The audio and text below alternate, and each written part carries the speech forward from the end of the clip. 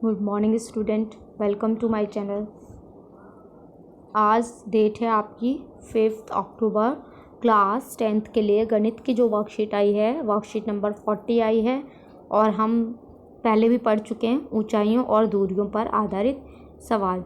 चलिए स्टार्ट करते हैं बेटा। सबसे पहले है याद करके उत्तर दीजिए। इसको आप खुद करने की कोशिश कीजिएगा, ठीक है? नहीं होता है तो मैं नेक्स्ट वाली क्लास में ज़रूर बताऊंगी। खुद से भी तो कुछ करना है ना, तो आप ये खुद से सॉल्व कीजिएगा। चलिए अब हम एग्जाम्पल देखते हैं पहले। चलिए फर्स्ट एग्जाम्पल।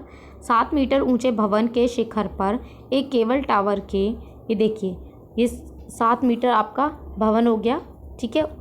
भवन के शिखर से एक केबल टावर के शिखर, अब केबल टावर तो और ऊंचा हो गया, उसके उन्नयन कोण, ये वाला कोण आपका कितना हो जाएगा 60 डिग्री है। और इसके पाद का अवनमन कोण, मतलब जो बेस है आपका, ठीक है, ये इससे, तो ये इसका अवनमन कोण कितना है बेटा 45। ये 45 है तो ये वाला भी कितना हो जाएगा 45 हो गया। टावर की ऊंचाई याद कीजिए, आपको ये निकालना है, ठीक है? चलिए देखिए कैसे किया है इसमें। सबसे पहले ए बी 7 मीटर हमने मान ली भवन की ऊंचाई है, और जो ई सी है पूरा आपका ये क्या है, केबल टावर है, ठीक है? चलिए तो हम सॉल्व करते हैं।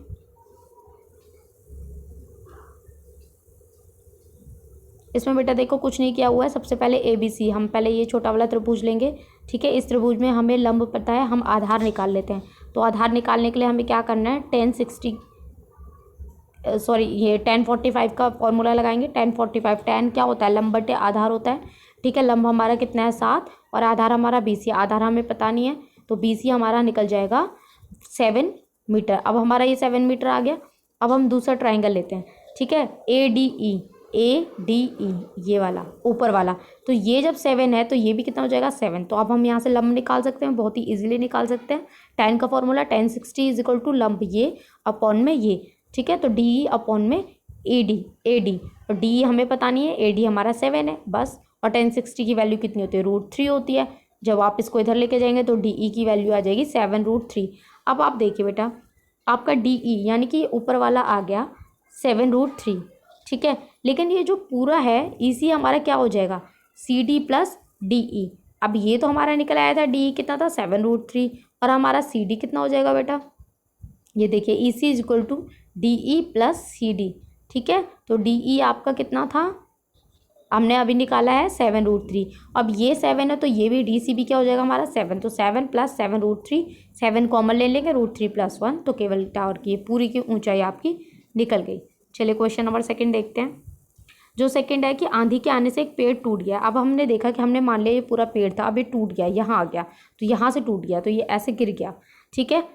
मुड़ जाता है कि पेड़ के शिखर जमीन को छूने लगता है। ये जो पेड़ था टूट के, ये इसने इसको टच कर दिया जमीन को। 30 होगा, 30 डिग्री का कोण बनाता है, ये इसका 30 डिग्री का कोण हो गया, ठीक है? और जो शिखर है जमीन को छूता है 8 मीटर है। पेड़ की ऊंचाई, ये जो पेड़ जो था इसकी पूरी की ऊंचाई ज्ञात करनी है। अब देखो हम कैसे ज्ञात करेंगे, पहले तो ये हम इसकी कर्ण की लंब की निकाल देते हैं, और जो टूट के इधर ये कर्ण बन गया इसकी भी निकाल देते हैं, इसकी और जमा इसकी, दोनों की निकाल देंगे तो हमारे पास पेड़ की लंबाई, पेड़ की ऊंचाई आ जाएगी। तो देखो बेटा, पेड़ की ऊंचाई हमने मान ली AB व AC का प्रयोग करके, AB और AC ये दोनों निकालने पड़ेंगे, ठीक है? AB प्लस AC यही दिया हुआ है। ट्राइंगल में 10 कॉस का फॉर्मूला लगा देते हैं। cos 30 क्या होता है, कॉस हमारा होता है आधार बटे कर्ण, तो आधार क्या है BC अपॉन कर्ण क्या है हमारा AC, ठीक है? cos 30 की वैल्यू कितनी होती है, यहाँ पुट कर देंगे। और BC हमारा कितना है बेटा, BC हमारा 8 है, और AC हमारा कितना है, AC तो हमें पता ही नहीं है, ठीक है? तो फिर अब हम क्या करेंगे इसमें, तो बेटा देखो यहाँ से AC कैसे निकलेगा, AC हो गया, BC हमारा कितना है 8 है, 8 ले लिया, ठीक है? और ये √3 अपॉन में 2, तो ये हमारी फर्स्ट इक्वेशन हो जाएगी। इसी में अगर हम 1030 लेते हैं, तो 10 क्या होता है हमारा लंब बटे आधार। लंब हमारा क्या है AB और आधार क्या है BC, ठीक है? 1030 की वैल्यू 1/√3 होती है। AB हमें नहीं पता है, BC हमारा 8 है, ठीक है? यहाँ से हमारी सेकेंड इक्वेशन हो गई। अब हम क्या करेंगे, फर्स्ट और सेकेंड इक्वेशन का यूज़ करके अब हम पेड़ की ऊंचाई निकाल सकते हैं। AB प्लस AC होता है, तो हमारा AB भी निकला हुआ है, ये देखिए AC निकल गया और A भी निकल गया। इन दोनों को जब हम ऐड करेंगे तो यहाँ से ये देखिए 24√3 आएगा। ठीक है, तो आंसर आ जाएगा आपका 8√3। यहाँ से आप कॉमन ले लीजिएगा, कॉमन लेके हो जाएगा ये यहाँ पे। चलिए थर्ड एग्जाम्पल देखते हैं। थर्ड भी बेटा ऐसे ही है। एक मीनार है, उसके पाद बिंदु से एक भवन के शिखर का उन्नयन कोण 30 है। ये देखिए, ये शिखर है, ये 30 है। ठीक है, और भवन के पाद बिंदु से मीनार के शिखर का उन्नयन कोण 60। ये मीनार है, उसके शिखर का उन्नयन कोण कितना है? 60 है। यदि मीनार की ऊंचाई, ये मीनार है, इसकी ऊंचाई कितनी है? 50 मीटर है। तो भवन की ऊंचाई ज्ञात कीजिए। इसकी ये आपको निकालना है। तो बहुत ईजी है। पहले हम ट्राइंगल BCD, पहले एक ट्राइंगल ले लेते हैं। ठीक है, BCD। अब हमें लंब पता है, आधार नहीं पता है। tan 60 का फॉर्मूला लगाओ, यहाँ से आपके BC की वैल्यू निकल जाएगी। जब BC की वैल्यू निकल गई तो हम ये दूसरा वाला ट्राइंगल लेंगे। आधार पता है, लंब हमें नहीं पता है, फिर tan का फॉर्मूला लगाएंगे।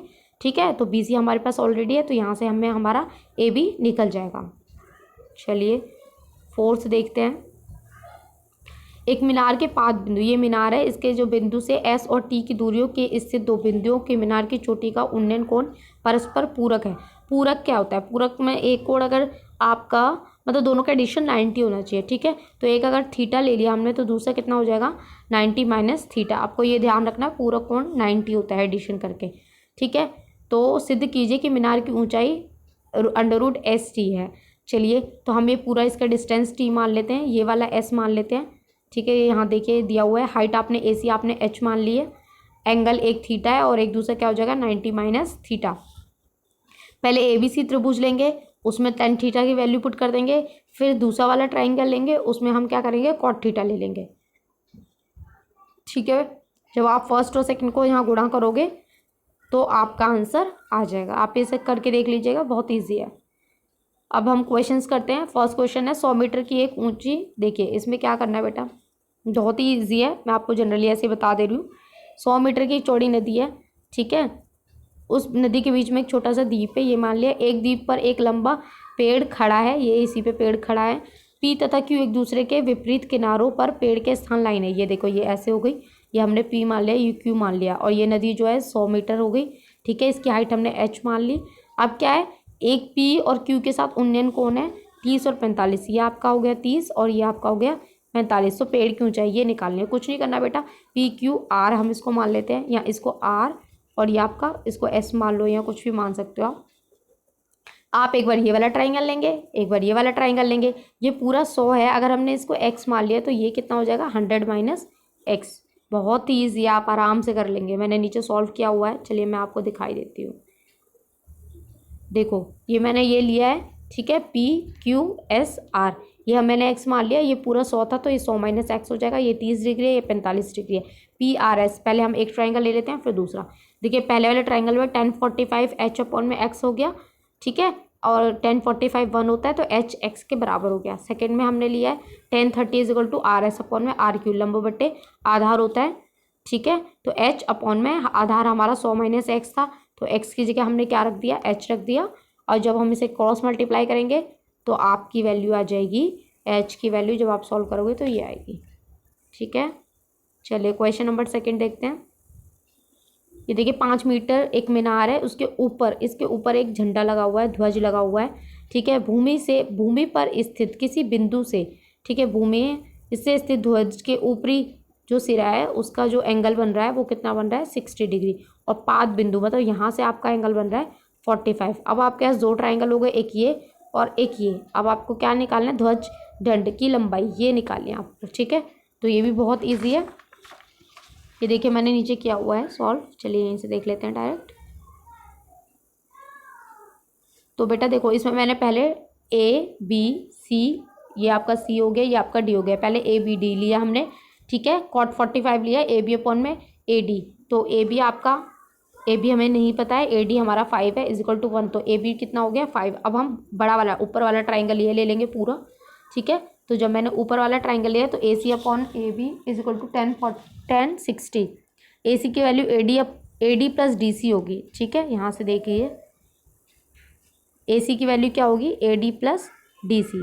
ठीक है, तो 5 प्लस H हो जाएगी। DC को हमने H ले लिया है, तो ये 5 प्लस H अपॉन में 5, और √1060 की वैल्यू आपकी √3 अपॉन में 1 हो गई। क्रॉस मल्टीप्लाई करेंगे तो क्रॉस मल्टीप्लाई करके आपका आएगा 5 √3 -5, यहाँ से हम 5 कॉमन ले लेंगे तो √3 - 1। ठीक है, आप जब इसको ट्राई करेंगे तो बहुत ही इजी है, आप खुद से कोशिश कीजिएगा, आंसर बाद में देखिएगा, इसलिए मैंने आपको सिर्फ रफली बताने की कोशिश की थी। आई विश कि आपको वीडियो पसंद आई हो, तो प्लीज़ चैनल को सब्सक्राइब कीजिए, लाइक भी कीजिए, कमेंट भी कीजिए। Thank you.